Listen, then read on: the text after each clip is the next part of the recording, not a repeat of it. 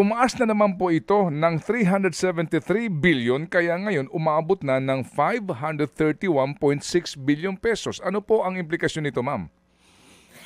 Yun nga po dapat ang unprogrammed appropriations ay ito yung mga programang hindi natin i-implement, 'di ba? At mai-implement lamang kung may karagdagang kita ang gobyerno. So, ibig sabihin, within the year, maghahanap na naman ng pera ang gobyerno para pampondo dyan sa unprogrammed appropriations. Last time, ang kinuha nila, PhilHealth, 90 billion. Saan na naman kaya kukuha ng pera para sa unprogrammed appropriations na yan? Maganda rin pong mahimay-himay Ano na naman yung nilagay nila sa unprogrammed appropriations?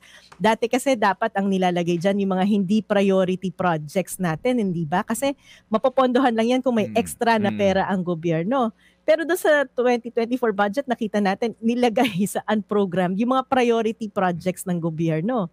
So this time, kailangan po talaga natin himay-himayin na naman. Titingnan na naman po natin, ano ba itong mga nilagay sa unprogrammed at saan kukuha ng pera ang gobyerno?